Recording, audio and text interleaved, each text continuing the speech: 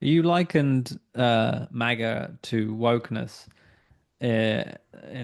citing examples of cancel culture and dogmatism. But are there any beliefs among MAGA adherents that are as absurd as, a man can become a woman?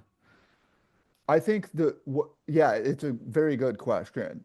That one may be one of the most absurd beliefs ever purveyed by a political movement. So it's hard, it might be hard to match that one. I have to congratulate that one on its manifest absurdity. I would say the thing that is the most disturbing to me with Trump and MAGA more broadly is the endless, bottomless deference to Donald Trump. I mean, if you just took simple things he says and you imputed those to a normal politician, people would be like, what happened? How did this person become the president? But with Trump, you will get people defending everything as though, no, no, no, actually, he has, like, this is a move in a game you can't understand. But Trump is like 13 moves ahead of you. He's planned all of this out. And it's quite disturbing to me. Yeah, I I don't, I read, don't, yeah, go I don't ahead. follow the big conservative influencers very closely. The people like Dan Bongino. Uh, there's many others who pop up every now and again on my Matt X Walsh. feed. Yeah, Yeah. I don't follow any of them, and I'm not particularly interested in what they have to say. Maybe they're more influential, and their their deference to Trump is more obvious to you. But do you think the reason why I'm somewhat less incensed than you are is that I don't follow American politics closely? It may very well be. And you know what? I'm even open to the argument that if you pay close attention to it, it actually distorts your understanding of it in some sense, right? It's like if proverbial sit farther from the ballet and you can appreciate it more and you don't get caught up in minor things. So I'm looking at the scuffs on the ballerina's shoe and I'm like, oh, that's a disgrace. And you're sitting back and you're like, that's a good dance. I like these policies, as it were. And who cares that Dan Bongino is railing against some libtard today? Yes, of course it's uncouth, but you shouldn't get too worked up about it or too distracted by it.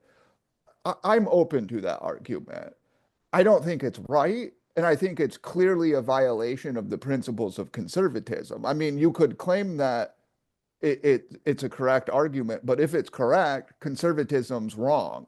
Because conservatism would contend that this kind of decency and reverence for tradition and prudence, that this is vital, that this is important for maintaining our social order and our civic society. And I do think, by the way, uh, that you can see our norms fraying quite a bit. For example, now uh, Biden pardoned his family, which was disgraceful, but Trump followed that by pardoning everybody involved in January 6th. Now, 12 years ago, any president who attempted to do that would have been impeached immediately. Now it's just like whatever. And that is a degradation of an important norm. And that's precisely what conservatives worry about, is the way they understand that norms are precarious and precious and easily degraded. And once they're degraded, they're hard to resurrect. What about Vance? Is the conservative case against Vance harder to make? I mean, he seems on in many ways much more in line with the vision of conservatism you've been defending. He's much more restrained, even if he does Mhm. engage in Trolling. trolling, Yeah. than Trump is. Yes. For example, in his interactions on X. Yes. So but would So you is would it, you nonetheless make the conservative case against him? I personally apart from his stance on AI, which I find can be completely crazy, and we can talk more about that. I find that I like many things that Vance says. Yeah, no, it absolutely the conservative case against Vance is much more difficult than the conservative case against Trump, which I think even a lot of conservatives who support Trump might be sympathetic to that argument, and they'd say, yeah, he's not really a conservative, and he's kind of a political expedient stopgap for 4 years, and then we're hopeful that we get Vance, who is a much more thoughtful, articulate defender of conservatism. I would say Vance has clearly made the decision to use his impressive intelligence in endless obsequiousness to Trump. And because of that, he ends up behaving in a manner that is unbefitting a conservative. As I think he knows, if you talk, I obviously don't know this. I have no, personal understanding of JD Vance, but my suspicion is if you injected him with a hypothetical truth serum and you talk to him privately, he'd say, look, I've made the decision to divide the world into friend enemy. And right now I'm going to help Trump because he's a friend to our movement. And whatever that takes, I'm willing to do it.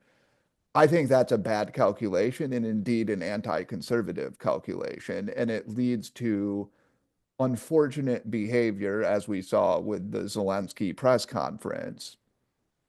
Um, and also, I would say he does embrace a kind of like a weird futurism, which seems to be at odds with a consistent conservatism.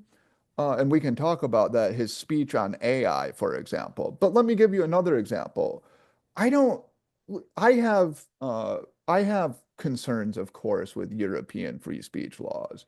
I find it baffling to go to Europe and to chastise Europeans for their free speech laws while not chastising Vladimir Putin.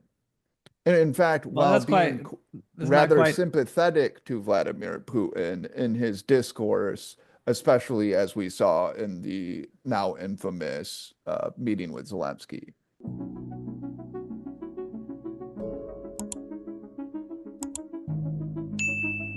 To listen to the full podcast, become a subscriber at aporiamagazine.com.